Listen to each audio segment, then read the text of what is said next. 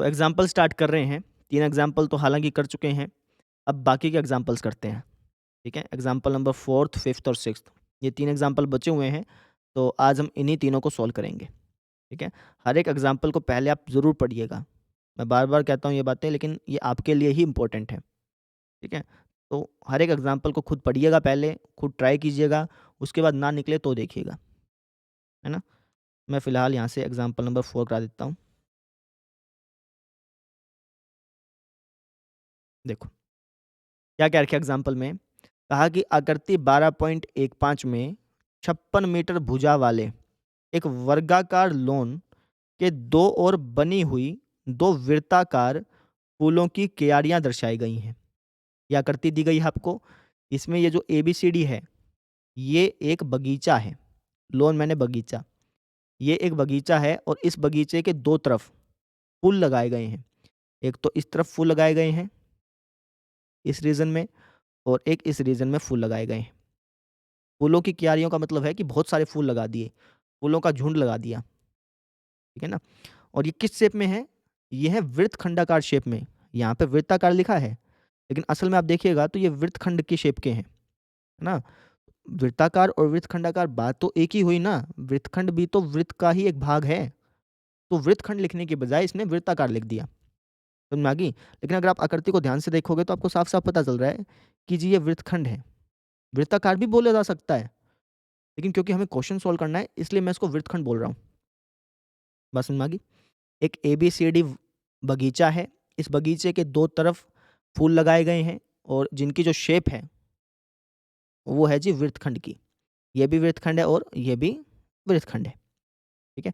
यदि प्रत्येक वृत्ताकार क्यारी का केंद्र लॉन के विकर्णों का प्रतिच्छेद बिंदु O है, तो वर्गाकार लॉन और फूलों की क्यारियों के क्षेत्रफलों का योग ज्ञात कीजिए। मतलब समझो, ये फूल की क्यारी है, ये भी फूल की क्यारी है। इन दोनों फूलों की क्यारियों का जो केंद्र है, वो ये O पॉइंट है, ठीक है? और ये जो O है, ये AC और BD, AC और BD का प्रतिच्छेद बिंदु भी है ना? और हमें क्या करना है? हमें वर्गाकार लॉन और फूलों की क्यारियों के क्षेत्रफलों का जोड़ ज्ञात करना है। यानी आपको वर्ग का क्षेत्रफल निकालना है और उनमें इन दोनों क्यारियों का क्षेत्रफल जोड़ देना है। कहने का मतलब ये हुआ कि इस पूरी आकृति का आपको क्षेत्रफल निकालना है। समझ में आ गई? तो यहाँ मैं लिख देता हूँ आवश्यक क्षेत्रफल, जो मुझे एरिया निकालना है। किस-किस का एरिया निकालना है? मुझे एरिया निकालना है वर्ग का, और उसमें जोड़ देना है क्या? इन दोनों वृत्तखंडों का क्षेत्रफल जोड़ देना है। ये बात हुई ना? इस आकृति में क्या-क्या आ रहा है? एक तो वर्ग आ रहा है और ये 2 वृत्तखंड आ रहे हैं। तो वर्ग का क्षेत्रफल प्लस 2 वृत्तखंडों का क्षेत्रफल, ये हमें निकाल करके जोड़ने हैं। बात समझ में आ गई? अच्छा, वर्ग का क्षेत्रफल तो बहुत आसानी से निकाल सकते हैं। भुजा गुणा भुजा करेंगे, आंसर आ जाएगा। ये 56 है, ऐसे ही ये भी 56 होगा, तो भुजा गुणा भुजा का फ़ॉर्मूला लगाया, आंसर आ जाएगा। ठीक है? अच्छा, बात आएगी वृत्तखंड के क्षेत्रफल की, कि जी वृत्तखंड का क्षेत्रफल कैसे ज्ञात करेंगे? है ना? ये जो वृत्तखंड है, ये वृत्तखंड है, इनका क्षेत्रफल कैसे ज्ञात करेंगे? तो लेट्स से कि मान लो कि मैं पहले इसका क्षेत्रफल ज्ञात कर रहा हूँ। 1 का एरिया ज्ञात करके उसकी 2 से मल्टीप्लाई करा देंगे ना? तो इसका एरिया ज्ञात कर रहा हूँ। इसका एरिया किस तरीके से ज्ञात किया जा सकता है? पहले खुद सोचिए वीडियो को पॉज़ करके कि इसका एरिया मैं कैसे ज्ञात करूँगा? क्योंकि वृत्तखंड का क्षेत्रफल निकालने के लिए एक तो आपके पास त्रिज्या होनी चाहिए, एक आपके पास कोण होना चाहिए, है ना? और यहाँ पर हमें दोनों में से कुछ भी नहीं दिया गया। हमें खुद ब खुद सोचना पड़ेगा। हमें खुद ब खुद सोचना पड़ेगा कि भई क्या वर्ग की कोई ऐसी ऐसी कोई बात है, जो सिर्फ़ वर्ग की स्पेशल हो, है ना? जहाँ से हम एंगल पता कर पाएँ, जहाँ से हम त्रिज्या पता कर पाएँ। पहले खुद सोचिए वीडियो को पॉज़ करके, उसके बाद फिर आपको बताते हैं, ठीक है? सोचा आपने? देखो, वर्ग की 2 ख़ास बातें होती हैं। वर्ग की ख़ास बातें या फिर कह लो वर्ग की प्रॉपर्टीज़। क्या ख़ास बात होती है? जो वर्ग के विकर्ण होते हैं ना, विकर्ण होते हैं, वो एक ही बात है, वैसे 2 बातें नहीं हैं, एक ही बात है। वर्ग के विकर्ण लंब समद्विभाजक होते हैं, लंब समद्विभाजक होते हैं। इसका क्या मतलब होता है? वो देखिए। यानी ये जो विकर्ण है एसी और बीडी, ये एक दूसरे को 90 डिग्री पर काटेंगे और एक दूसरे को आधा-आधा कर देंगे। ये मतलब हुआ। यानी ये वाला जो कोण है, ये 90 का बनेगा। ये भी 90 का बनेगा, ये भी 90 का बनेगा, ये भी 90 का बनेगा। हमें इसकी ज़रूरत है, इसलिए मैंने सिर्फ़ ये बना दिया। और क्या ख़ास बात बताई कि जी समद्विभाजक भी होते हैं। समद्विभाजक का मतलब आधा-आधा बाँट देते हैं। मतलब अगर मान लो मुझे कैसे ना कैसे करके बीडी पता चल जाए, समझना इस चीज़ को। मुझे बीडी पता चल जाए, ठीक है? तो अगर मैं उसको आधा करूँगा तो वो ओडी हो जाएगा, ठीक है? या फिर बीओ हो जाएगा। बात समझ में आ गई? तो यहाँ से हम रेडियस पता कर पाएँगे। यहाँ से हम ये पता कर पाएँगे कि इस वृत्तखंड की त्रिज्या क्या है। कैसे? आप इस ट्रायंगल को ध्यान से देखना। इस ट्रायंगल में आपको ये वाली भुजा पता है 56 मीटर, ये वाली भुजा पता है 56 मीटर। आप एक काम करना, इस पे पाइथागोरस लगा देना। पाइथागोरस लगाओगे तो आपको बीडी मिल जाएगा, है ना? फिर बीडी मिल गया, बीडी का कर देना आप हाफ। हाफ करोगे तो आपको क्या मिल जाएगा? ओडी मिल जाएगा। और ओडी ही हमें चाहिए, क्योंकि ओडी क्या है? इस वृत्तखंड की त्रिज्या है। समझ में आ गई? कोण तो आपको आसानी से पता चल गया कि जी विकर्ण जो हैं एक दूसरे पर लंब होते हैं, यानी ये 90 का कोण बनेगा। ये बात तो समझ में आ गई। अब त्रिज्या कैसे निकालेंगे? मैं इस ट्रायंगल पर पाइथागोरस लगा दूँगा। पाइथागोरस लग सकती है ना, क्योंकि ये कोण 90 डिग्री का होता है। वर्ग का प्रत्येक कोण 90 डिग्री का होता है। तो हम पाइथागोरस लगा करके यहाँ से बीडी पता कर लेंगे। बीडी पता करने के बाद उसका हाफ कर देंगे, तो वहाँ से हमें रेडियस पता चल जाएगी। बात समझ में आ गई? क्वेश्चन थोड़ा-सा हाई लेवल का है, ज़्यादा नहीं है, थोड़ा-सा। ठीक है? तो इस तरीके से मैं इस वृत्तखंड की त्रिज्या पता कर लूँगा और कोण पता कर लूँगा। त्रिज्या और कोण पता करने के बाद फ़ॉर्मूले में पुट कर दूँगा, आंसर आ जाएगा। आपको करके दिखाते हैं, ज़्यादा समझ में आएगा। देखो, सबसे पहले मैं लिख दूँगा बीडीसी, त्रिभुज बीडीसी में पाइथागोरस प्रमेय से। इसमें मैं पाइथागोरस प्रमेय लगा रहा हूँ ना, पाइथागोरस प्रमेय से। अगर मैं इसमें पाइथागोरस प्रमेय लगाता हूँ, तो मुझे मिलेगा बीडी स्क्वायर बराबर इसके BC square plus CD square के। यही बात है। अच्छा, बीडी स्क्वायर, बीडी तो मुझे पता ही नहीं है, बराबर बीसी स्क्वायर, बीसी है जी 56, 56 का स्क्वायर प्लस सीडी, सीडी भी है 56, मीटर बाद में लगा देंगे। तो बीडी स्क्वायर बराबर हो गया 56 स्क्वायर प्लस 56 स्क्वायर। 56 स्क्वायर कितना होता है? मल्टीप्लाई कर देख लेते हैं एक बार।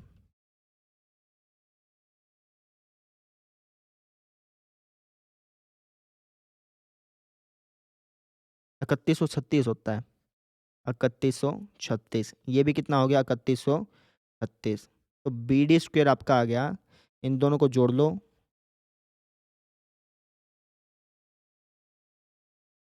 6272 आ गया।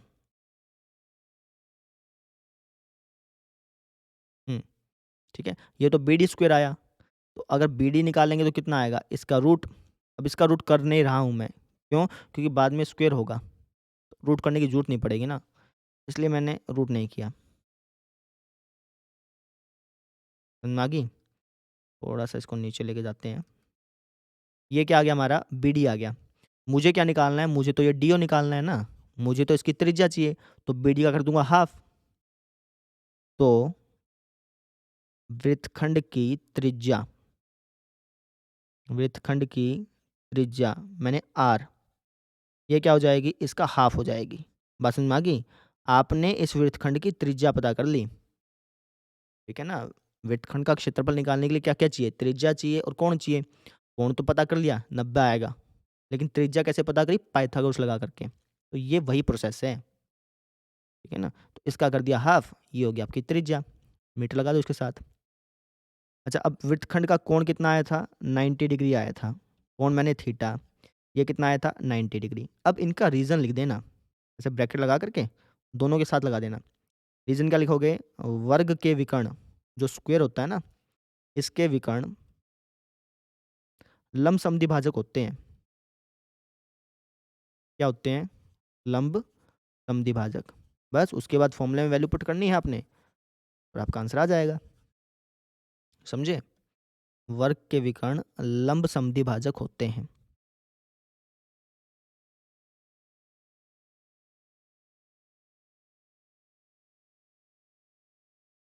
ठीक है? एक बार मैं रिकैप करा देता हूँ, फिर ज़्यादा समझ में आएगा। हमें इस पूरी आकृति का क्षेत्रफल निकालना है। तो वर्ग का क्षेत्रफल तो मैं आसानी से निकाल पाऊँगा, कोई दिक्कत नहीं। रही बात 2 वृत्तखंडों का क्षेत्रफल निकालने की, इनमें प्रॉब्लम आ रही थी। क्या? ना तो मुझे एंगल दे रखा था, ना मुझे रेडियस दे रखी थी। तो मैंने वर्ग की प्रॉपर्टीज़ का यूज़ करके एंगल और रेडियस पता किया। कैसे? तो वर्ग की प्रॉपर्टी क्या कहती है कि इसके जो विकर्ण हैं, ये एक दूसरे को लंब समद्विभाजित करते हैं। यानी 90 डिग्री का एंगल बनेगा यहाँ पे, ठीक है? समद्विभाजित का मतलब क्या है कि अगर मैं बीडी पता कर लूँ और उसका हाफ कर दूँ, तो वो ओडी के बराबर होगा, है ना? तो मैंने क्या किया, सबसे पहले बीडी पता किया। बीडी कैसे? पाइथागोरस लगा करके। बीडी पता किया, बीडी के बाद उसको हाफ करके ओडी पता चल गया। ओडी क्या है? इस वृत्तखंड की त्रिज्या है ना? तो त्रिज्या हो गया, कोण हो गया। अब आप इस वृत्तखंड का क्षेत्रफल निकाल सकते हो बहुत ही आसानी से। तो ये प्रोसेस अभी तक हमने किया है। अब निकालते हैं इसका एरिया। इसको मैं थोड़ा-सा ऊपर ले जाऊँ अब। लो जी, अब निकाल लिया हमने एरिया। बात समझ में आ गई आपके? इतना लिख लेना, उसके बाद आगे देखना। वर्ग का क्षेत्रफल होता है भुजा गुणा भुजा प्लस 2। वृत्तखंड का क्षेत्रफल क्या होता है? थीटा बटा 360 गुणा pi R square minus 1/2 R square sine theta. Value put करेंगे, आंसर आ जाएगा। तो आप इससे आगे वाला जो स्टेप है ना, ये अपने आप करें। अपने आप वैल्यू पुट करें, अपने आप उसको काटें, है ना? क्योंकि क्वेश्चन तो अल्टीमेटली आपको ही करने हैं। उस पार्ट को आप देखिए मत, उस पार्ट को आप अपने आप सॉल्व करिए और कहीं दिक्कत आए तो फिर आप देख लेना। तो भुजा गुणा भुजा, भुजा कितनी है हमारी? इस वर्ग की भुजा कितने मीटर है? 56 मीटर है। तो हो जाएगा 56 गुणा 56 प्लस में 2। थीटा कितना है? 90/360 गुणा में पाई आर स्क्वायर। पाई की वैल्यू लेनी है 3.14। नहीं, कुछ नहीं कहा गया। तो 22/7 लेंगे, 3.14 नहीं लेंगे। क्वेश्चन में कुछ कहता ना, तब तो हम 22 वो लेते, 3.14 लेते। गुणा में रेडियस। रेडियस कितनी है जी हमारी? रेडियस है रूट 6272/2। अब इसका स्क्वायर करना है। 2 बार लिखने के बजाय स्क्वायर कर दो। स्क्वायर करोगे तो ऊपर वाले का तो रूट हट गया, यानी 6272 बटे में 2 का भी स्क्वायर होगा, यानी 4। ठीक है? माइनस 1/2 आर स्क्वायर, वापस से ये आ गया 6272/4 गुणा में साइन थीटा। थीटा कितना है? 90। साइन 90 पे कितना होता है? 1। मैंने सिर्फ वैल्यू पुट करी है ना? अब इनको सोल्व कर लेंगे। तो हो जाएगा 90 चौका 360 और कुछ कट रहा है? 7 से ये कट जाएगा। सत्तू 56, 6 बच गया, 7 नीम 63, 4 बच गया, 7 छिक 42। ये 4 से काट लो। 2 चौका 8, 4 से काट रहे हैं ना? 4 दूनी 8, 4 दूनी 8, 4 चौके 16। वापस से 4 से काट लो। 4 पंजा 20, 4 छिका 24। 56 बच गया और यहाँ पे 22 बच गया। ठीक है? इसको देख लेते हैं। 2 से कट जाएगा ये तो। 2 तिया 6, 2 एकम 2, 2 तिया 6, 2 छके 12। ये 4 से कट जाना चाहिए। 4 सत्ता 28, 3 बच गया, 4 अठा 32, 4 चौके 16। समझ में आ गई? यहाँ पर इस पोर्शन में आपका 56 बच गया और 22 बच गया। इनकी मल्टीप्लाई करानी रहेगी। इस पोर्शन में सारे कट गए, सिर्फ 784 बच गया। ठीक है? तो कर देते हैं जी। 56 की 56 से करेंगे तो कितना आएगा? 3136 आएगा। हमने कर रखी थी पहले से ही। प्लस में 2। यहाँ पर 56 की 22 से मल्टीप्लाई करानी है। तो 56 की 22 से कराएँगे तो कितना आएगा? 56 कितना हो गया जी हमारा? 112 हो गया। यानी 1120 तो ये हो गया, है ना? 1120 और 56 दूनी 1120 में 112 और जोड़ दो। 1120, 1220, 1220 में 12 जोड़ो, 1236। 1236 हो गया आपका? नहीं, 1232 हो गया। 1232 माइनस का 784। बात समझ में आ गई? अब ये हो गया आपका 3136 प्लस में 2। 1232 में से 784 घटा दो। कितना आएगा? 12 में से 4 गया 8, 2 में से 8 जाएगा नहीं, 12 में से 8 गया 4, यहाँ बच गया आपका 11, 11 में से 7 गया 4, 448 आ गया। ये हो गया आपका 3136 प्लस में 448 के 2 से गुणा कर लो, तो ये हो गया आपका 896। 450 दूनी 900 होता है ना, तो 2 दूनी 4 घटा लो, तो ये आ गया। इनको जोड़ लेते हैं। 6 6 12, एक आंसर ऊपर, 9 3 11, 9 3 12, एक 13, एक आंसर ऊपर, 8 और 9 10, 4032 मीटर स्क्वायर। ये आपका एरिया आ गया जी। ठीक है ना? थोड़ा लेंथी क्वेश्चन था, इसलिए मैं आपको पहले कह रहा था कि आप पहले खुद ट्राई करें, क्योंकि जितना आप खुद ट्राई करते हैं ना, उतना आपको ज़्यादा समझ में आता है। एक बार रिकैप कर देता हूँ, वापस समझ लेना। हमें इस आकृति का एरिया निकालना है। अब इस आकृति में क्या-क्या है? इस आकृति में एक वर्ग है और 2 वृत्तखंड हैं, है ना? ये दोनों वृत्तखंड सेम हैं, कैसे? क्योंकि यहाँ पर भी 90 का कोण बनेगा, यहाँ पर भी 90 का कोण बनेगा, है ना? इसकी त्रिज्या कितनी है? √6272/2 और इसकी भी कोई त्रिज्या लेते तो भी ये आती, सेम ही आती ना? ये वाला भाग भी तो वही बचता। इसलिए ये दोनों वृत्तखंड सेम हैं। तो हमने क्या किया? इस वर्ग का क्षेत्रफल निकाला और इन दोनों वृत्तखंडों का क्षेत्रफल निकाला। वर्ग का क्षेत्रफल निकालने में कोई दिक्कत नहीं आ रही थी। जब वृत्तखंड का क्षेत्रफल निकालेंगे तो उसमें दिक्कत आएगी। क्या? क्योंकि ना तो आपको कोण पता, ना आपको रेडियस पता। तो कोण और रेडियस कैसे पता किया? हमने यहाँ पर वर्ग की प्रॉपर्टीज़ का यूज़ किया। वर्ग माने स्क्वायर। स्क्वायर की प्रॉपर्टीज़ का यूज़ किया। उसकी पहली प्रॉपर्टी कहती है कि जो विकर्ण हैं, ये एक दूसरे पर लंब होते हैं। मतलब ये कोण 90 का बनेगा। दूसरी बात थी कि एक दूसरे को समद्विभाजित भी करते हैं, आधा-आधा बाँटते हैं, है ना? तो 90 का कोण तो बन गया। अब यहाँ पर ये रेडियस कैसे पता करी? पाइथागोरस लगाई, वहाँ से इसको आधा किया और रेडियस मालूम चल गई। तो रेडियस हो गया, कोण हो गया। उसके बाद फ़ॉर्मूला लगाया, वैल्यू पुट की और हमारा आंसर आ गया। ठीक है ना? एक बार इस क्वेश्चन को खुद ट्राई कर लो। ठीक है? और अच्छा क्वेश्चन है ये, इम्पोर्टेंट है। अब एक बार कर लेना इसको। मैं अगला क्वेश्चन करा देता हूँ आपको। देखो,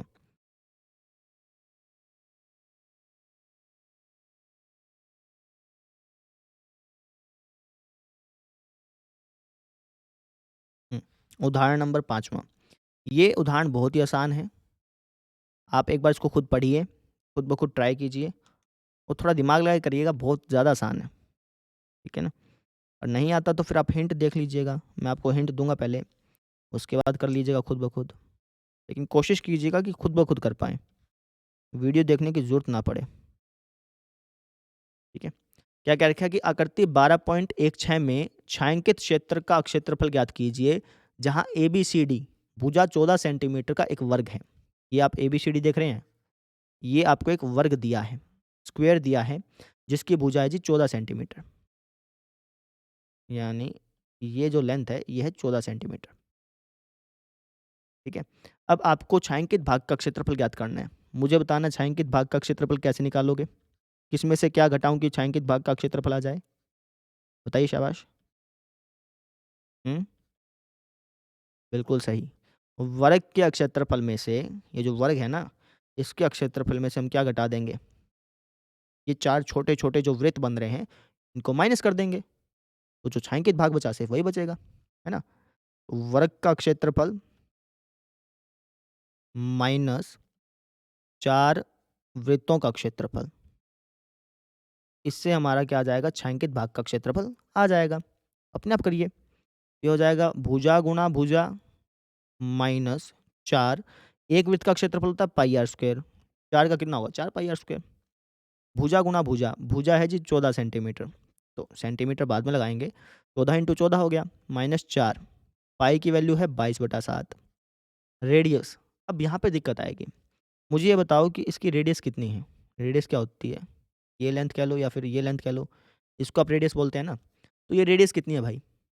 नहीं पता। अब इसको कैसे ज्ञात करेंगे वो सोचो। ये टोटल 14 है, यानी यहाँ से लेकर के यहाँ तक की टोटल लेंथ कितनी है? 14 सेंटीमीटर है। अगर मैं इसका आधा कर दूँ, तो ये इस वृत्त का व्यास आ जाएगा, यानी 7 सेंटीमीटर। इसका भी आधा कर दूँ, तो ये इसकी त्रिज्या आ जाएगी, यानी 7/2 सेंटीमीटर। नहीं समझे? टोटल 14 है, इसका आधा किया तो 7 आ गया, इसका आधा किया तो 7/2 आ गया और ये जो 7/2 है, ये इस वृत्त की त्रिज्या है। ठीक है? इसकी जगह हम लिख देंगे 7/2 इंटू 7/2। सोल्व कर लेते हैं। 7 से 7 कट गया, 2 दूनी 4, 2 11 जा 22, 11 सत्ता 77, 77 दूनी 154, 14 14 जा 196 होता है, 196 में से 154 घटाया। हमारा आंसर आ गया जी 42 सेंटीमीटर स्क्वायर। समझ में आ गई? ऐसे करना है। अब डिटेल लिख लेते हैं इसकी फटाफट से। डिटेल क्या-क्या लिखेंगे? डिटेल लिखेंगे वर्ग की और वृत्त की। वर्ग की डिटेल तो आसान है। वर्ग की भुजा दे रखी है, कितने सेंटीमीटर है? 14 सेंटीमीटर है। और वृत्त की डिटेल क्या लिखेंगे? वृत्त की त्रिज्या, तो वृत्त की त्रिज्या तो डायरेक्टली नहीं दे रखी, तो सबसे पहले आप वृत्त का व्यास निकाल लेना। वृत्त का व्यास यानी डायमीटर, ठीक है? व्यास कैसे निकालोगे? ये पूरी भुजा 14 सेंटीमीटर है, इसका हाफ कर देना, इसका व्यास आ जाएगा। तो 14/2 यानी कि 7 सेंटीमीटर। 7 सेंटीमीटर इसका व्यास हो गया। फिर आप त्रिज्या लिख लेना, नहीं तो आप डायरेक्टली भी लिख सकते थे त्रिज्या, ऐसा नहीं है कि पहले व्यास लिख के ही लिखना पड़ेगा। डायरेक्टली भी आप त्रिज्या लिख सकते थे। व्यास 7 है ना, तो उसका आधा कर दिया तो त्रिज्या हो गया। इस तरीके से हम इस क्वेश्चन को सॉल्व करेंगे। बात क्लियर है? ठीक है। अब देखिए आप अगला क्वेश्चन। अगला जो क्वेश्चन है, इसको करने के बहुत मेथड हैं। एनसीईआरटी बुक का भी है, बाकी टीचर्स ने भी करा रखे हैं। मैं उसमें से वो मेथड करा रहा हूँ जो हम स्कूल में करवाते थे। ठीक है, पहले मैं स्कूल में पढ़ाता था ना, वो मेथड आपको करवा रहा हूँ। देखो जी, और ये मेथड बिल्कुल सही है। आप ये मत समझिएगा कि यार क्या पता ये मेथड यूज़ हो ना हो। ये मेथड 100% यूज़ होगा। सारे टीचर्स ऐसे ही कराते हैं। देखिए। हुँ। क्या कह रखा है कि आकृति 12.17 में छायांकित डिज़ाइन का क्षेत्रफल ज्ञात कीजिए, जहाँ एबीसीडी भुजा 10 सेंटीमीटर का एक वर्ग है। एबीसीडी जो है ये एक वर्ग दिया है, स्क्वेयर है, जो कि 10 सेंटीमीटर का है ना? और आपको छायांकित भाग का क्षेत्रफल ज्ञात करना है, इस भाग का। अच्छा, इस वर्ग की प्रत्येक भुजा को व्यास मानकर अर्धवृत्त खींचे गए हैं। अच्छा, मतलब समझो इसका। भाई ये भुजा है ना, मैंने इसको व्यास मान लिया, डायमीटर मान लिया और एक अर्धवृत्त खींच दिया ऐसे। बात समझ में आ गई? ऐसे ही इसको व्यास मान लिया और एक अर्धवृत्त खींच दिया ऐसे ही। ऐसे ही इसको भी हमने क्या मान लिया? व्यास मान लिया, एक अर्धवृत्त खींच दिया। ऐसे ही इसको व्यास मान लिया और एक अर्धवृत्त खींच दिया। मतलब समझ में आ गया? और अब ये जो छायांकित भाग है, ये वाला, ये जो छायांकित भाग है ब्लू कलर वाला, इसका आपको एरिया निकालना है। अब इसका एरिया निकालने के बहुत तरीके हैं, उसमें से एक तरीका मैं आपको करवा रहा हूँ। इस तरीके में हम क्या करेंगे, ए और सी को जोड़ देंगे और ऐसे ही बी और डी को जोड़ देंगे। जोड़ने के बाद आप देखेंगे कि यहाँ पर 8 वृत्तखंड बन गए। एक वृत्तखंड ये हो गया, है ना? दूसरा वृत्तखंड ये हो गया, तीसरा, चौथा, 5वां, छठा, 7वां, 8वां। 8 वृत्तखंड बन गए। तो आप एक का एरिया निकाल लो, उसकी 8 से गुणा कर लो, आपका छायांकित भाग का क्षेत्रफल आ जाएगा। यहाँ पे मैं लिख लेता हूँ एक बार। छायांकित भाग का क्षेत्रफल किसके बराबर होगा? बताइए? हुँ? ये बराबर होगा 8 वृत्तखंडों का क्षेत्रफल के। बात समझ में आई? अच्छा, 8 का तो 8। वृत्तखंड का क्षेत्रफल क्या होता है? अगर एक वृत्तखंड का क्षेत्रफल निकालना है, तो उसका फ़ॉर्मूला क्या है? थीटा बटा 360 गुणा में pi R square minus 1/2 R square sine theta. ठीक है? बस वैल्यू पुट करते हैं, आंसर आएगा हमारा। 8 का 8 थीटा। अब इसका थीटा कितना है भाई? लेट्स से कि मैं इस वृत्तखंड का एरिया निकाल रहा हूँ, तो यहाँ पर इसका कोण कितना है? कोण तो मुझे नहीं पता अभी, कोण तो मुझे नहीं पता ना। तो कोण कैसे पता करेंगे वो सोचो। देखो, अगर मैं इस अर्धवृत्त को, ये अर्धवृत्त है ना, अगर मैं इसको पूरा बनाता, पूरा ऐसा, ऐसा बनाता, तो ये कुछ हमें इस तरीके का दिखता। ऐसा ही दिखता ना? इसका केंद्र कहाँ होता? यहाँ पे होता, है ना? अब आप कहेंगे जी यहाँ पे तो ज़रूरी थोड़ी है, यहाँ पे भी हो सकता था, यहाँ पे भी हो सकता था, यहाँ पे भी हो सकता था। ध्यान से देखो, क्वेश्चन में क्या रखा है कि एडी को हमने व्यास मानना है। व्यास मानना है तो केंद्र व्यास के ऊपर ही होगा। केंद्र होगा यहाँ पे। लेट्स से ये पॉइंट है P, ठीक है? अब P केंद्र है। P क्या है आपका? केंद्र है किसका? इस पूरे वृत्त का, है ना? अब एक काम करता हूँ, P को मैं इससे जोड़ देता हूँ, यहाँ से, ठीक है? P को हमने यहाँ पे जोड़ दिया। लेट्स से इसको मैंने O नाम दे दिया। तो ये जो PO है, ये जो PO है, ये इस वृत्तखंड की त्रिज्या कहलाएगी, है ना? अब आप PO कैसे पता करेंगे? ये पूरा है 10, तो इसका हाफ कर दो, तो ये कितना हो जाएगा? 5। यानी इस वृत्तखंड की त्रिज्या है 5। जैसे पिछला क्वेश्चन था, उसमें ऐसे सर्कल बने हुए थे ना, तो आपने उसका हाफ-हाफ किया था। ऐसे इसमें अगर ये दोनों अर्धवृत्त टच नहीं होते ना एक-दूसरे से, तब आप कह नहीं सकते थे कि जी इसका आधा करने पे इसकी त्रिज्या बनेगी। लेकिन ये टच हो रहे हैं, तो इसका हाफ करोगे तो इसकी त्रिज्या बनेगी ही बनेगी, ठीक है? तो 5 सेंटीमीटर इस वृत्तखंड की त्रिज्या है। या फिर आप यहाँ से कह सकते थे कि जी अगर मैं ये पूरा ये 10 है, ऐसे ये 10 होगा, इसका हाफ कर देंगे तो यहाँ पे 5 बनेगा। चाहे आप वैसे कर लेते हैं, आपकी मर्ज़ी थी। ठीक है? तो ये पीओ जो है, ये हमारा बन गया जी 5 सेंटीमीटर। ठीक है? पीओ क्या है? पीओ इस वृत्तखंड की त्रिज्या है, तो त्रिज्या तो निकल गई। अब रही बात कोण की, कि ये एंगल कितने का होगा? तो ये एंगल होगा 90 डिग्री का। कितने डिग्री का? 90 का। अब इसका रीज़न लिखना पड़ेगा। वो रीज़न लिखवाऊँगा, लेकिन पहले एक बार क्वेश्चन सॉल्व कर लेते हैं, उसके बाद हम रीज़न लिख लेंगे कि ये 90 का ही क्यों हुआ। आकृति में देखने से तो लगता है कि 90 का है, लेकिन इसका रीज़न लिखना पड़ता है भाई। आप डायरेक्टली ऐसे नहीं कह सकते कि जी आकृति के हिसाब से 90 का हो गया, फिर वो गलत हो जाएगा। समझ में आ गई? कोण 90 का है, त्रिज्या 5 है। ये कोण 90 का क्यों है, इसका रीज़न हम बाद में लिखेंगे, पहले क्वेश्चन सॉल्व करते हैं। तो थीटा हो गया जी 90/360 गुणा में पाई, पाई की वैल्यू 3.14 लेनी है, गुणा में आर स्क्वायर, आर मतलब 5, 5 का स्क्वायर हो गया 25, डायरेक्टली 25 लिख दो, माइनस 1/2, आर स्क्वायर कितना है 25 गुणा साइन 90 पे कितना होता है 1।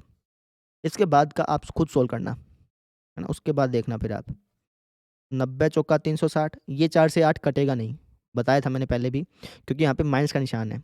पहले आपको इसको सोल्व करना पड़ेगा अलग से, इसको सोल्व करना पड़ेगा अलग से, फिर बाद में आप 8 काट सकते हो। तो यहाँ पर तो 2 से कट जाएगा ना, 2 दूनी 4, ये 1.57 पे कट गया, ऐसा हो गया। एंड यहाँ पे कुछ कट ही नहीं रहा, तो 25 की 1.57 से गुणा करनी पड़ेगी, कर लेते हैं।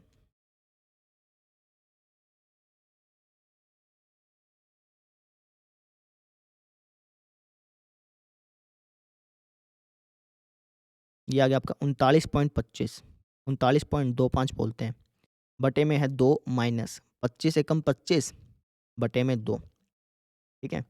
अब यहाँ पे हो गया 8, इसका एलसीएम लोगे तो 2 आएगा, ये हो गया 39.25 माइनस का 25। 39.25 में से 25 घटाना है, 39 में से 25 गया, कितना बच गया? 14 बच गया। अ, हाँ, 14 ही बचेगा। 14.25 बटे में क्या है 2, अब ये कट गया 4 पे, 14.25 की 4 से मल्टीप्लाई कराइएगा, ये आ गया आपका 14 चौके 56 और सवा चौका 1, तो 57 हो गया। ये आपका आ गया 57 सेंटीमीटर स्क्वायर। ये इस छायांकित भाग का क्षेत्रफल है। समझ में आ गई? अब डिटेल लिखते हैं। तो सबसे पहले हम क्या कहेंगे कि जी हमने एसी और बीडी को जोड़ा है, एसी और बीडी को जोड़ा, है ना? और ये जहाँ पर मिले, इन दोनों ने, ये दोनों जहाँ पर प्रतिच्छेद हुए उस पॉइंट को ओ नाम दिया, तथा ये एक दूसरे को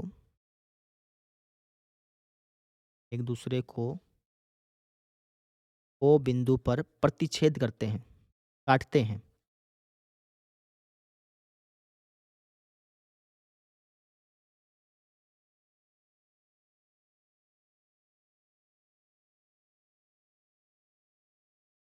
बात समझ में आ गई? अच्छा जी। अच्छा, अब एक ये पॉइंट लिया पी, है ना? तो हम कह देंगे कि जी पीओ को जोड़ा, पीओ को जोड़ा। ठीक है, ये बात तो हो गई। अब इसका एंगल हम 90 डिग्री कैसे दिखाएँगे वो सोचते हैं। कैसे दिखाएँ?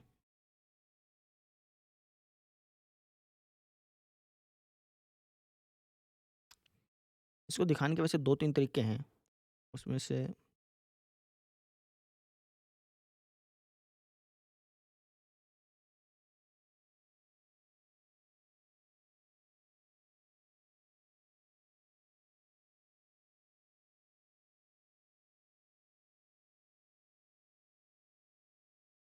कैसे बताओगे?